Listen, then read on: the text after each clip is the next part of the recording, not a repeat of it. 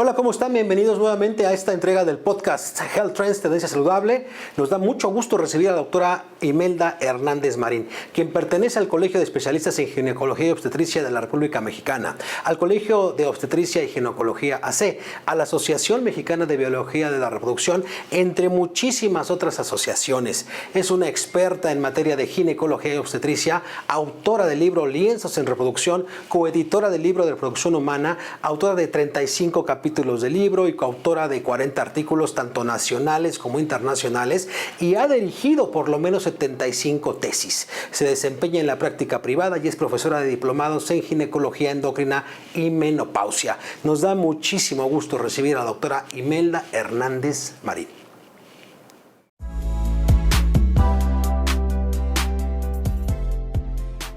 Hola, ¿cómo están? Bienvenidos. Arrancamos una nueva entrega de este video podcast Health Trends, Tendencia Saludable, y vamos a hablar de un tema importantísimo, la salud de las mujeres en todas las etapas de su vida, y tenemos una invitadaza de lujo. Doctora, bienvenida. Muchas gracias, Ricardo. La doctora Imelda Hernández Marín, destacadísima especialista, y nos va a platicar justamente de eso, de todas las etapas en la vida de las mujeres. Vamos a empezar. Claro. Si estás de acuerdo, vamos a arrancar.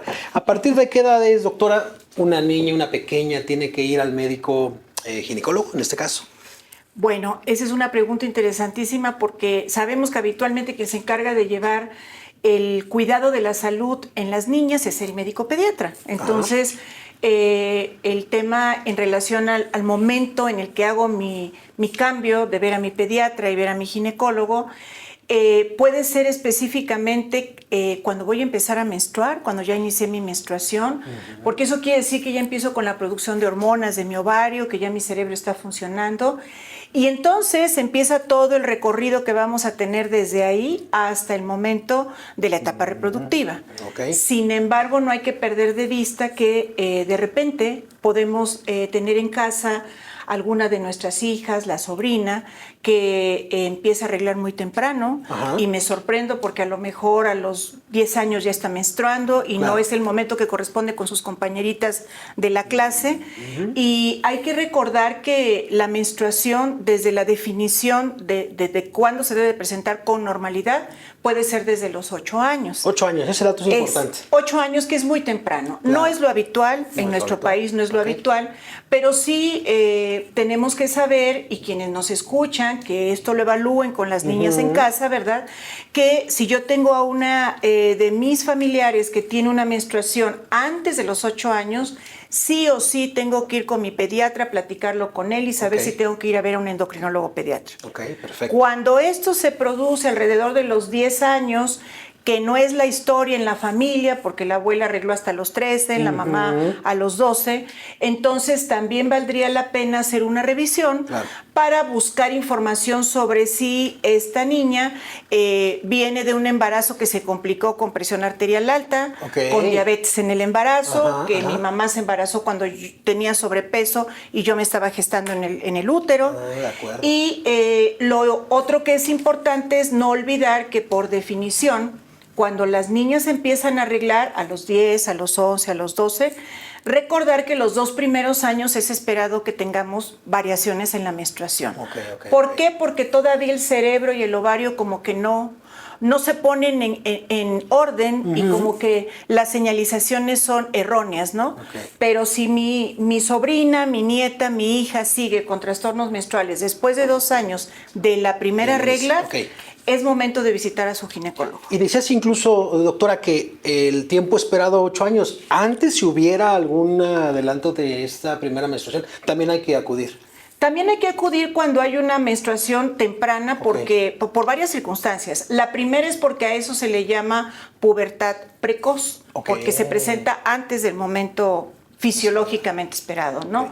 Lo segundo es porque el que una mujer menstrue, incluyendo niñas, incluyendo adultos, significa que mi ovario ya está produciendo estrógenos, progesterona y algunos andrógenos. Y esas hormonas son las que se encargan de estimular los picos de los huesos largos, bueno, las partes distales, no son picos, de los huesos largos que se llaman epífisis y participan para que alcancemos nuestra talla final. Por eso es que en la adolescencia uno de los fenómenos primeros es que crecemos, ¿no? ¿El estirón? El estirón de la pubertad o de la adolescencia. Si estas niñas tienen ese fenómeno tan tempranamente, van a tener talla baja. Entonces hay que tomar en cuenta que si menstrua antes de los 8 años, siempre la menstruación hay que evaluarla con otros elementos. No aparte, no de manera solitaria. Es integral. ¿no? Es integral. Aparte de la menstruación, le creció el busto.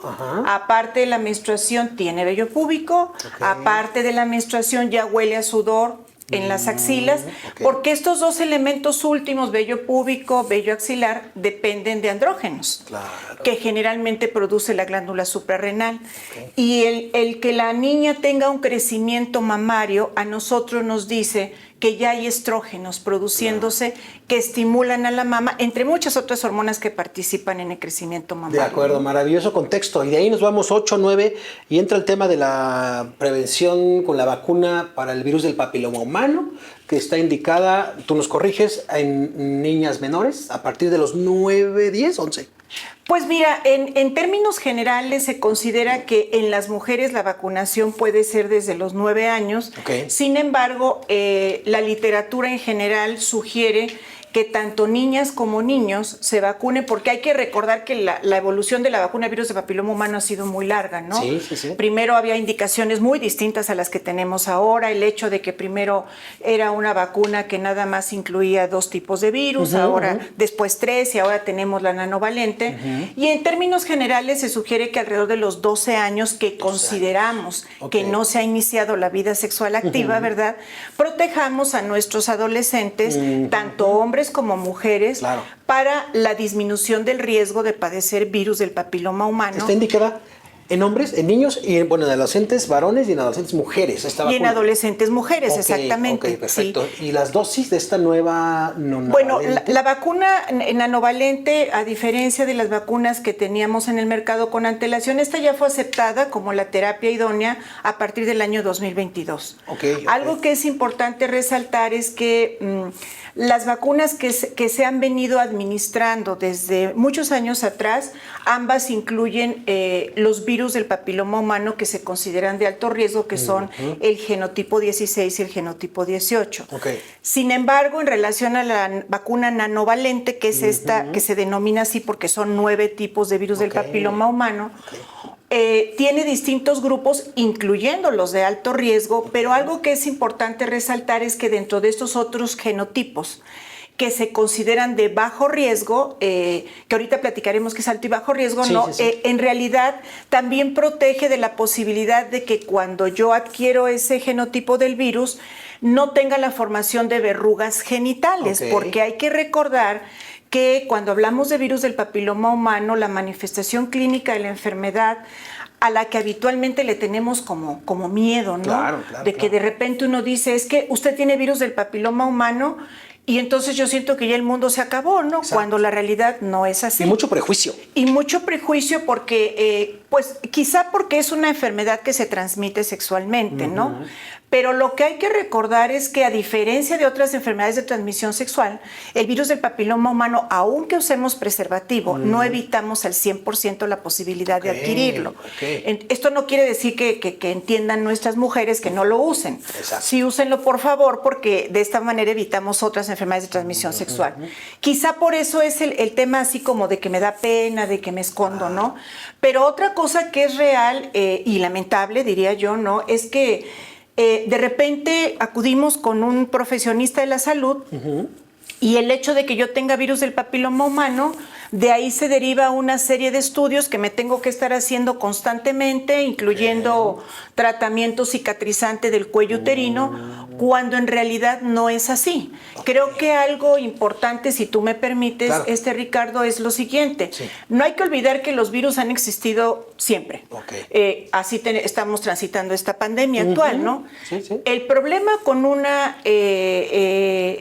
la llegada de un virus a mi organismo es que ese virus se introduce introduce dentro de mi sistema inmune y modifica la celularidad del sitio donde actúa. Esto es lo que sucede cuando el virus del papiloma humano, si hablamos de las lesiones del cuello uterino o cervix, ¿no? Que así se le denomina también, que es en donde tomamos el papanicolao de las pacientes, llega y modifica esa morfología, ¿no? Al modificar la forma de la célula, en lugar de que fuera esta taza, con todas estas imágenes que tiene, la va a tornar color oscuro y sin imágenes. Es otra taza, ya no es la misma, ¿no? Lo mismo pasa con las células. Y al cambiar esas células desarrollan un potencial diferente de acción biológica. Ese potencial diferente de acción biológica son los cambios celulares dentro del cuello. ¿Por qué es importante que nuestras mujeres que nos acompañan lo sepan? Primero, si yo tengo una infección por virus del papiloma humano, ese diagnóstico no se puede hacer contundentemente ni con el papanicolao ni con la colposcopia. En el papanicolao, mi patólogo me puede reportar algunas células con núcleos grandes que sugieren la presencia de virus del papiloma humano, pero no me lo dicen categóricamente.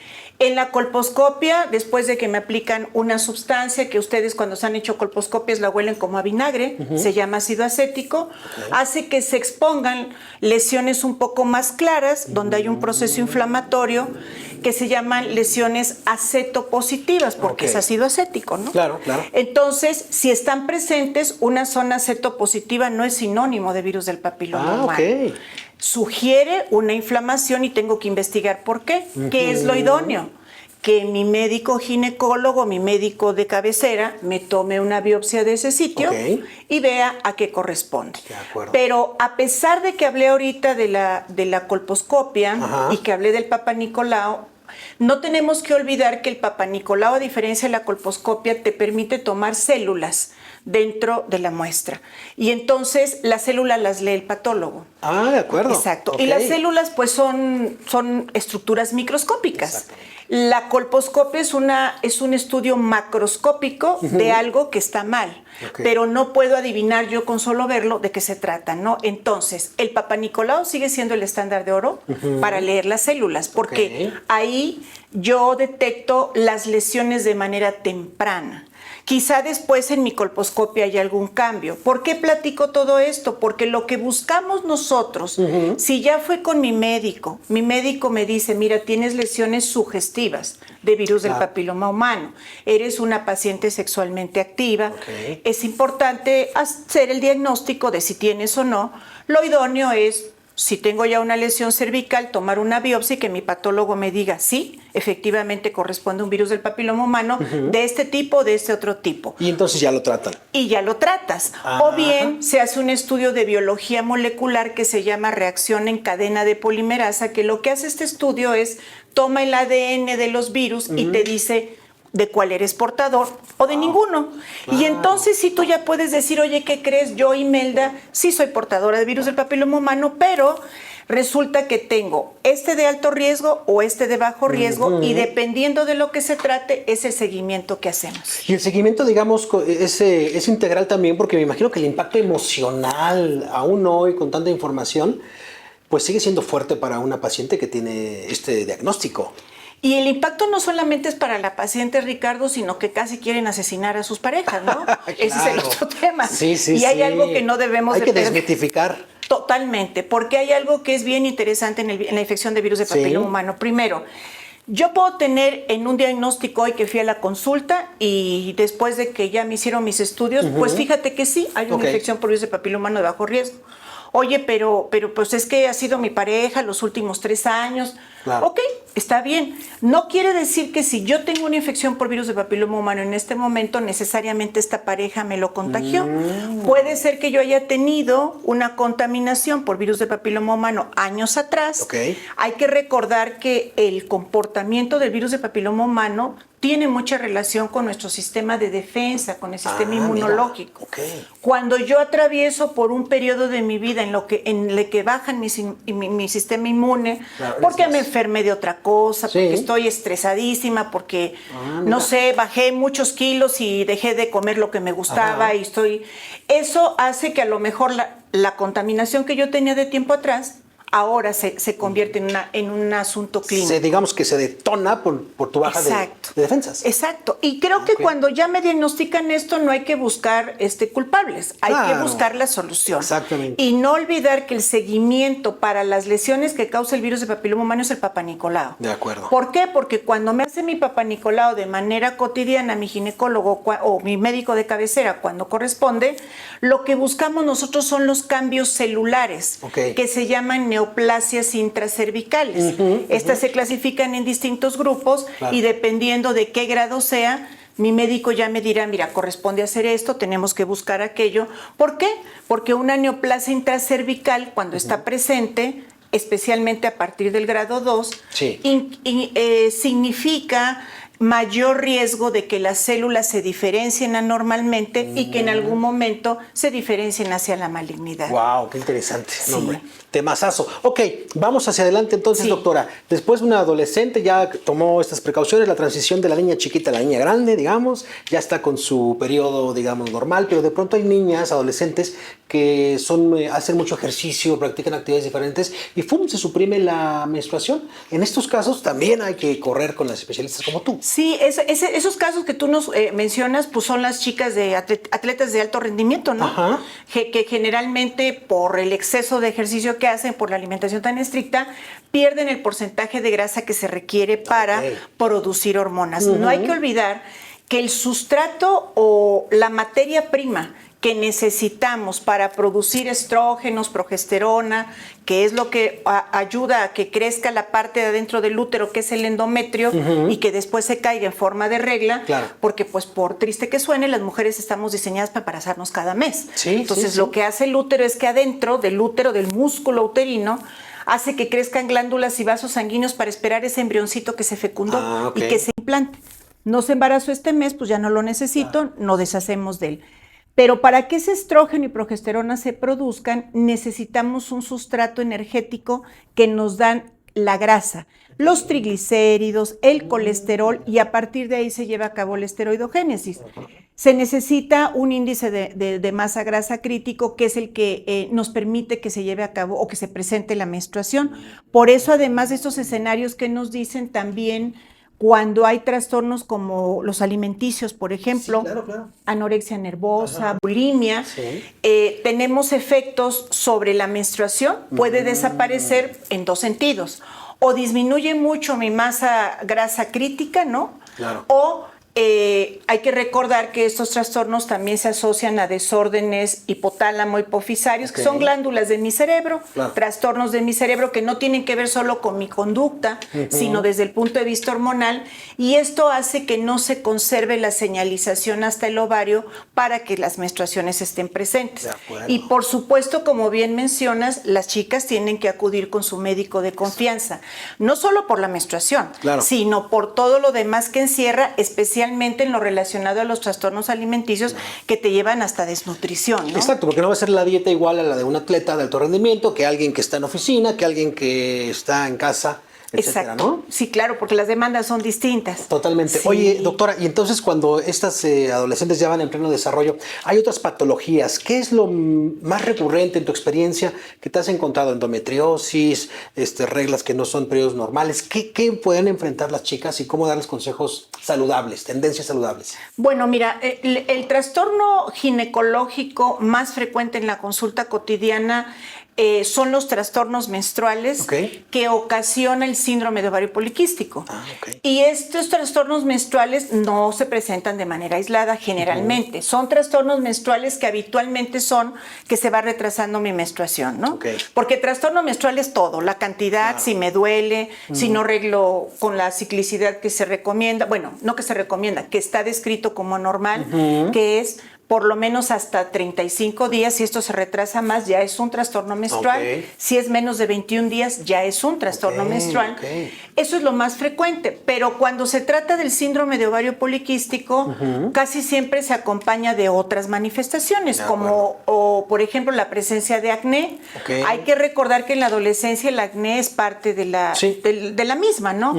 Pero es un acné simple, es un acné discreto que generalmente son espinillas o alguno que otro otro barrito discreto que se te quita después de la menstruación. Ok. Cuando este acné se vuelve inflamatorio, severo, Claro. lo tengo en cualquier momento del ciclo, aunque no tenga ciclo menstrual, ¿no? Claro. Me aparecen los sitios, por ejemplo, de la barba, de la mejilla baja, en la región del cuello, del tórax, en la espalda, a veces en las nalgas. Eso no es normal. Ok. Si se fijan, esos sitios son donde los hombres tienen vello. Claro. Ahí hay receptores de andrógenos para que el vello crezca, pero también hay receptores de andrógenos para que se forme la grasa. Es una historia muy interesante, ¿no? Un poco compleja, la manera en que se genera el acné en estas mujeres. Ya. Y casi siempre este grupo de pacientes van a tener familiares diabéticos, familiares con obesidad, ellas mismas tendrán tendencia al sobrepeso. De acuerdo. Y esto se asocia a otro trastorno que se llama insulinoresistencia, ¿no? Sí. Porque la insulina es una hormona maravillosa que no solo se encarga del metabolismo de la glucosa, sino que cuando está muy elevada ella por sí sola, incrementa los niveles de andrógenos. Ok. Incrementa el tejido graso, que le llamamos adiposo, Ajá. aquí, en donde no nos gusta, Ok. en la región del abdomen, ¿no? Sí. Hace que se pigmenten algunos sitios de nuestro cuerpo de fricción, donde hay fricción, como Claro. las axilas, la región posterior de la nuca por los Claro. collares, la camisa que frota, ¿no? Las ingles, Ya. el sitio donde me aprieta la ropa interior, Claro. y esto lo genera la insulina. Ok. Entonces, la verdad es que esa es la consulta número 1, los trastornos menstruales. De acuerdo. Y la endometriosis, por supuesto, que es una patología. Porque decías, doctora, que si duele o no duele. Hubo unas noticias recientes que se hablaba de que las mujeres deben tomarse algunos días de incapacidad porque cuando les baja, como se dice coloquialmente, les duele, pero no debería doler. El dolor de la menstruación normal, digamos, el que está Sí. descrito como Exacto. parte de la menstruación habitual normal, es un dolor que no necesariamente No te requiere de un incapacita. analgésico y no es incapacitante. Ahí está el punto. Ese Ok. es el punto, que no te incapacite. Y ciertamente, cuando una paciente tiene un dolor incapacitante, hay características que a nosotros nos dicen así desde la primera consulta, esto no está bien. Ok. ¿Qué? Aparte de la periodicidad anormal, que el sangrado es muy abundante. Número 2, las pacientes te dicen, oye, es que estoy expulsando como un pedazo de tejido que le llaman coágulos. Ok. En realidad es ese endometrio que formó como un pequeño cojincito de vasos sanguíneos y de glándulas, Claro. que cuando no hay progesterona, también es un tema muy apasionante, la Claro. progesterona se encarga de destruirlo. Ah. Si no hay progesterona, no se destruye, no se vuelve líquido y lo expulso en fragmentos. Ok. Y entonces esos elementos, más el hecho de que a lo mejor yo tengo ovarios de muy gran volumen en el ovario poliquístico, me generan mucho dolor. Ok. Otra historia es la endometriosis. De acuerdo, ahorita vamos para allá. Sí. Ok, la endometriosis es otro tema que Sí. también cuando la mujer tiene dolor menstrual intenso e incapacitante, hay que diagnosticarla. Que puede ser muy grave, ¿no? Porque entiendo que esto puede ser o invadir otros órganos. La endometriosis es una enfermedad bastante compleja porque tiene un componente endocrinológico y un componente inmunológico, Ok. más allá de todos los factores de crecimiento que interactúan para que esto se dé. Se denomina endometriosis porque la parte de adentro del útero, que el útero hay que recordar que está formado por 2 tejidos grandes, ¿no? Afuera Sí. está el músculo, que se tiene que estirar para que de 7 centímetros llegue a 30 y tantos cuando Sí. nos embarazamos, Sí, ¿no? sí, sí. Y adentro vienen estas glándulas con vasos sanguíneos. Esa conjunción de tejidos se llama endometrio. Ok. De manera idónea, el endometrio solo está ahí, adentro del útero. Por eso su nombre, ¿no? Claro. Hay muchas hipótesis sobre la formación o la génesis de la endometriosis. Una de ellas, que es la más válida, ¿no?, es que por alguna razón, en el momento de la formación intrauterina, cuando nosotros como embriones y fetos estábamos desarrollando la cavidad endometrial, las células precursoras de los formadores de estas glándulas migraron y se depositaron en otros tejidos, que es lo que tú nos decías. Puede estar en el intestino, puede estar por fuera del útero. Ok. Hay casos en los que la endometriosis puede estar en la fosa nasal, en el ojo, Wow. en la cavidad ocular, en el pulmón, ¿no? Entonces, ¿cuál es el problema con esto? Cada vez que yo tengo un ciclo menstrual en donde hay estrógenos y progesterona que estimulan el crecimiento del tejido, se va a estimular el crecimiento del tejido en cualquier parte. Ok. No solo en el útero.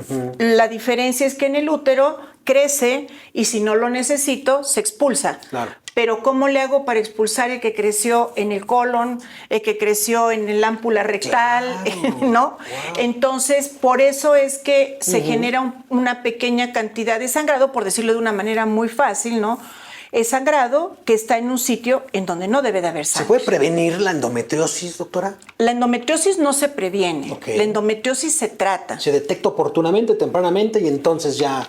Hay que recordar también que el diagnóstico de la endometriosis es complejo, Okay. porque la manera idónea de diagnosticar la endometriosis es que si yo sospecho de una endometriosis pélvica, tengo que hacer un tratamiento quirúrgico, bueno, no es un tratamiento, una estrategia quirúrgica, Sí. que puede ser una laparoscopia, ¿no? En donde tengo que revisar la pelvis de la paciente, ver dónde están los implantes, que no solamente son color púrpura, que esos son los habituales. Okay. Pueden ser blanquitos, pueden ser amarillos, pueden ser color púrpura. El cirujano avesado, en México tenemos expertos fantásticos en endometriosis, toma la muestra de ese tejido y se la envía al patólogo. Okay. Cuando el patólogo me dice, oye, sí, esto es tejido endometriósico, solamente así puedo hacer el diagnóstico categóricamente. De acuerdo. ¿De qué otra manera? Por ultrasonido, solamente que en mis ovarios se hayan formado 2 tumores quísticos que coleccionan endometrio, Sí. que se llaman endometriomas. Los ve el médico por ultrasonido, la visualización ultrasonográfica sugiere un endometrioma y cuando los retiran, el estudio histopatológico me lo dice, ¿no? Wow. Hay una forma indirecta de sospechar que tiene endometriosis mi paciente. ¿Qué voy a buscar? Las células que fueron precursoras de ese tejido, ¿no? Y esa sustancia se cuantifica en sangre, cualquier día del ciclo, se llama antígeno carbohidratado 125, que también nos ayuda a diagnosticar otros tumores de ovario. Y si se encuentra elevado por arriba de 35 ante ausencia de un tumor ovárico, porque entonces ahí ya tengo la evidencia, ¿verdad? Exactamente. Sospecho una endometriosis, pero no la puedo diagnosticar categóricamente. Tienes que ir hasta el fondo, digamos, ya para dar un diagnóstico certero. Wow, qué impresionante. Pues a cuidarse y a no normalizar el dolor menstrual, porque hemos tenido amigas, tías, conocidas que las tumba el dolor y no es un tema que se debe normalizar. No, y digo, sí es cierto que idóneamente deberíamos de tomar unos días para recuperarnos de eso, de la jornada laboral. Pero lo más importante, además de eso, es llegar al fondo, que es lo que estoy teniendo, porque hay una causa tercera que puede ser el trastorno disfórico premenstrual. El trastorno disfórico premenstrual es un trastorno con un dolor importante, es un dolor incapacitante, pero tiene otras características. De hecho, su descripción está en el catálogo de enfermedades mentales, el DSM-5, porque se asocia a depresión, ansiedad. Las pacientes pueden tener algo que le llamamos pica, de repente, ¿no? Lo que conocemos como comer... ¿Como atracón? Exactamente. No precisamente atracones, sino que de repente tú comes, y a mí nunca en mi vida me ha gustado el pescado, en esos días se me antoja un pescado, una mojarra a la plancha, ¿no? No frita, pues si no, no sabe. Y a lo mejor subo 2 kilos de peso en ese tiempo, a lo mejor me da por comer chocolates, cuando mi personalidad no es esa y me incapacita. Entonces, el trastorno disfórico premenstrual es una entidad ginecológica que no es poco frecuente, que debemos de pensar en ella. Hay cuestionarios especiales que se hacen durante 3 ciclos consecutivos, se les da una puntuación y de acuerdo a la puntuación hago mi diagnóstico y hay tratamientos especiales. Y cuando hablaba de pica, es que algunas pacientes tienen tendencia a comer gises, pared, tierra, ¿no? Entonces, en algunos artículos se ha descrito esto. Entonces, también hay que pensar en eso. Por eso, como tú acertadamente dices, Ricardo, no se debe normalizar una menstruación que me incapacita o una menstruación que cambia a la mujer que cotidianamente soy yo. De acuerdo. Otros expertos como tú, doctora, nos han dicho que a partir de los 35, 40 años viene ya... el declive, ¿no? Entonces, en esta otra etapa de la mujer, igualmente hay que prepararse, hay que mentalizarse. ¿Qué precauciones se debe tomar ya hacia esa parte, digamos, de cima y que empezamos con otra tanda de cambios hormonales? La recta final. Eso. Sí.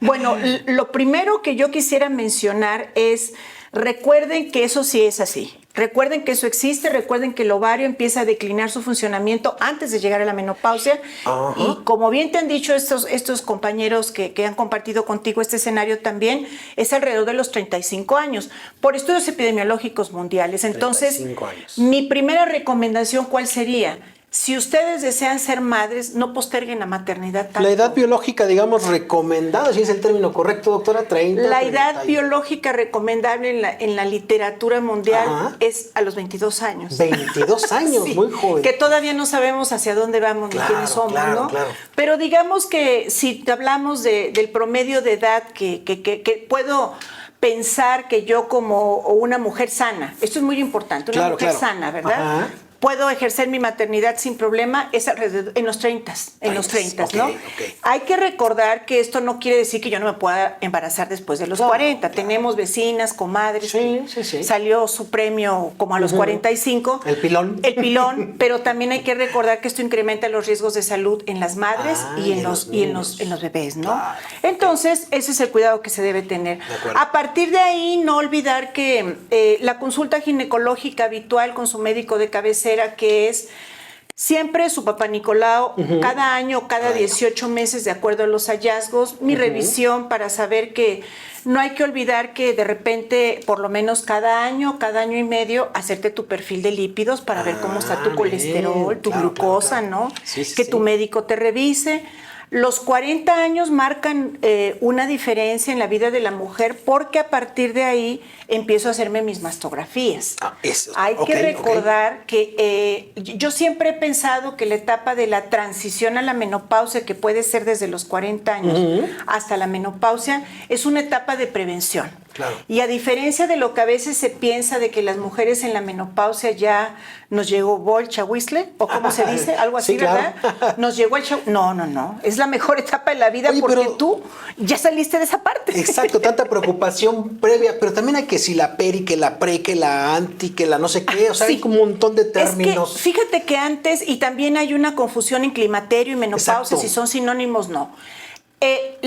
La menopausia, por definición, es cuando yo, una mujer que conserva sus ovarios y su útero, empecé con mis trastornos menstruales, ya dejé de reglar un mes, ahora 2, y de repente ya pasó un año y ya no reglé. Okay. Hasta que se completa un año sin que menstrue, eso es menopausia. Okay. Y se llama fisiológica, ¿no? Okay.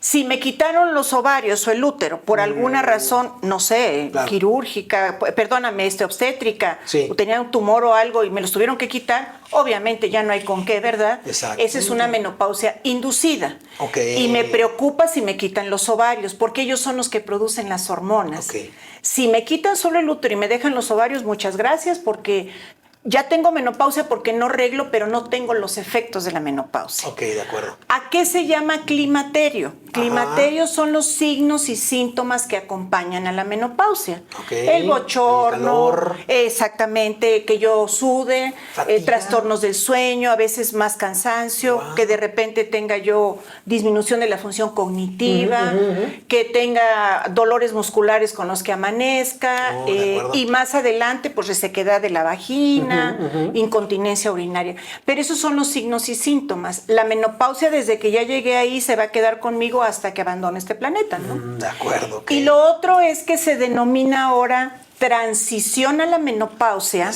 que antes se llamaba premenopausia, a los años que preceden a este año de ausencia menstrual. De acuerdo. Okay. Premenopausia es cuando empiezo con estos, o transición a la menopausia, empiezo con estos cambios de la menstruación, porque la primera hormona que falta es la progesterona. Okay.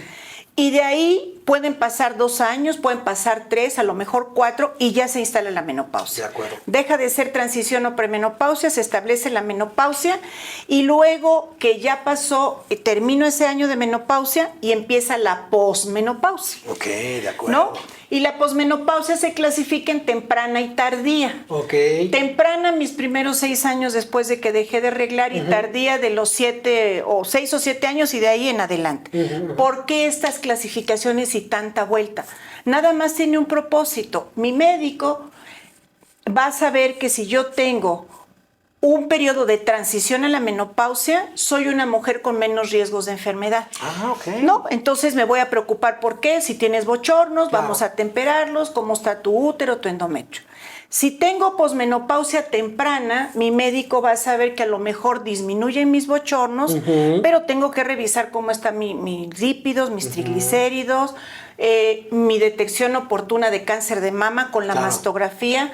Yo les quisiera comentar a todas las mujeres que nos acompañan, el único estudio idóneo que hoy por hoy ha demostrado superioridad ante cualquier estudio que existe para diagnóstico oportuno de cáncer de mama se llama mastografía. No hay otro.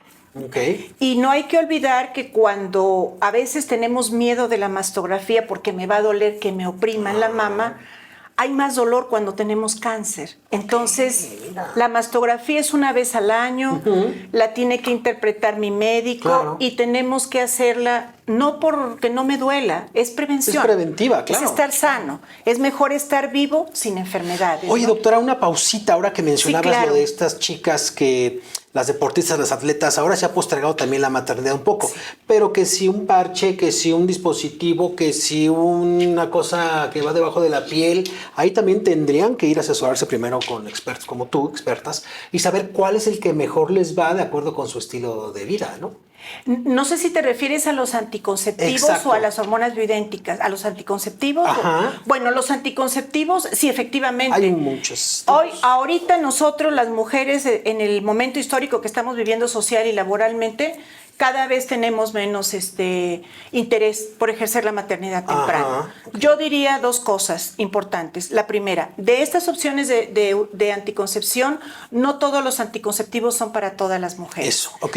Cada mujer debe de consultar con su médico para saber si necesita un implante, un parche, una píldora, un dispositivo intrauterino. Es que a mi amiga le sirvió, pero no significa que a ti te sirva. Hay un perfil. Especialmente depende de mi historial de menstruaciones, de mi historial de obesidad o no, de mi historial de insulinoresistencia, si tengo enfermedades como la hipotiroidismo, etcétera.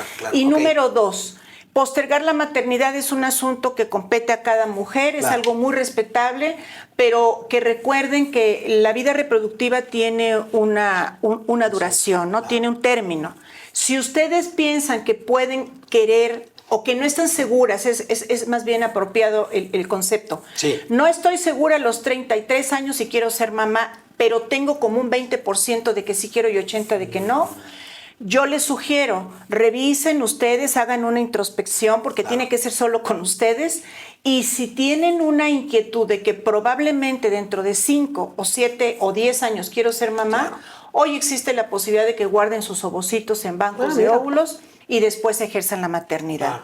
Y hay que recordar que, bueno, existen reglas y muchas cosas al respecto, pero muchos pensamos que este no es el momento ideal. Exacto. Porque no tengo suficientes ingresos, porque no tengo la pareja ideal, porque no he comprado mi casa, el carro. Eso nunca es ideal. Claro. Si quieres ser mamá, hay que abordar. Exactamente, y con toda la decisión. Sí. En esta recta final también del programa, entonces estas mujeres que ya están en la etapa de la menopausia y que a mí me encanta porque se vive muy plena, se vive muy rico, se vive despreocupada esta etapa, también hay que mantener hábitos como ejercicio de vez en cuando, cuidar la alimentación, ¿no? Porque creo que ya es más difícil mantener el peso cuando pasamos arriba de los 50. Exacto. O mantenemos un estilo de vida que sea lo menos sedentario posible. Recomendaciones para vivir más plenamente esta etapa de la vida. Mi primera recomendación sería recordar que es una etapa fisiológica y que si llegamos a la menopausia, somos de las afortunadas que sobrevivimos por arriba de los 50, ¿no? Sí. Número dos, como tú acertadamente dices, la clave del éxito para estar sano es nuestro estilo de vida. Abandonar el hábito tabáquico si se tiene, tomar alcohol de una manera moderada, no quiere decir que no tengamos que tomar alcohol. Claro. Por supuesto, la restricción alimenticia de los alimentos que son hipercalóricos, de los alimentos que son insulogénicos, que eso lo reviso con mi nutriólogo, ¿no? Y la base de todo es la actividad física, la que quieran, pero hay que hacer actividad física no solo por el tema de que sabemos que contribuye 20 o 30% para mantener nuestro peso, el otro porcentaje lo hace la alimentación, sino porque libera beta-endorfinas, nos ayuda a mantenernos en forma, con tono muscular, mejora la calidad del hueso, desde el punto de vista metabólico mejora el trastorno de la insulina, ¿no? De acuerdo. El otro asunto es acuda con su médico. para Claro. que prevengan. ¿Qué estudios necesito? ¿Cuándo mi mastografía? ¿Cuándo el ultrasonido pélvico? ¿Me tengo que hacer glucosa, hemoglobina glicada? ¿Soy ¿Osteoporosis prediabética? también? La osteoporosis, que es una enfermedad que voy a tener más riesgo si lo tuvo mi mamá, Ok. si yo fui una mujer que usó anticoagulantes, si fui una mujer que tuvo una vida sedentaria. Ok. Recordar que sin factores de riesgo se tiene que hacer una densitometría ósea central en un lugar certificado desde Claro. los 55 años y con factores de riesgo desde los 50. Ahora, explícanos un poquito la diferencia. La densitometría central, hay unas que son en tobillo, Sí. pero no son, digamos, tan... Digamos que la densitometría de tobillo, este es de muñeca, y de muñeca o de tobillo, tobillo exacto, son- que a veces nos ofrecen algunos centros Sí. comerciales. Si me la hago, qué bueno, pero esa densitometría ósea no es diagnóstica, pero es indicativa. te da una ¿Cuál pista. sería mi sugerencia? Si a usted le hicieron una densitometría ósea de muñeca o de tobillo y encontraron una disminución en la densidad mineral del hueso, hágase una densitometría ósea central, Claro. que incluye columna, una de las caderas, y entonces va a tener un diagnóstico. Y no olvidar que no solamente buscamos cómo está, en este caso, una medida específica de la densitometría ósea en la menopausia, que se llama desviación estándar de T, es la que leemos, sino también el médico debe calcularle su riesgo de fractura, porque puedo no tener osteoporosis, sino lo previo, que es densidad mineral ósea baja, que antes se llamaba osteopenia, Ok. pero si mi riesgo de fractura es alto, debo de iniciar mi tratamiento. De acuerdo. Y hay calculadoras digitales especiales para eso, y mi médico me dirá qué medicamento es el mejor. Pues para impresionante platicar contigo, doctora. La verdad es que nos dejas muchas anonadados gracias. con toda la experiencia que tienes en esta especialidad. Y seguramente nos veremos muy pronto porque hay preguntas sobre el tratamiento para las diferentes etapas de la vida de la mujer, Sí. el tema de la vacunación, que también en las diferentes etapas de las mujeres hay que ir cubriendo ciertas indicaciones. Exacto. Por supuesto, no descuidar la alimentación. ¿El chequeo médico una vez al año? Por lo menos una Por vez al lo año. menos sí. una vez al año, pero idealmente yo creo que cada 6 meses, ¿no? Cada 6 meses, especialmente en pacientes que hay que cuidar enfermedades. Y donde hay antecedentes familiares de cáncer, de osteoporosis, Exacto. de temas de la tiroides. Claro. Habría que poner énfasis. Pues ahí están los consejos de la doctora Imelda Hernández. Han aparecido aquí en el programa sus datos de contacto. Los dejamos para si quieren consultarla de forma directa. Y por Gracias. favor, doctora, veámonos muy pronto. Será un placer estar aquí compartiendo. Muchas gracias. Gracias a ti, doctora. Gracias. Nos vemos a la próxima.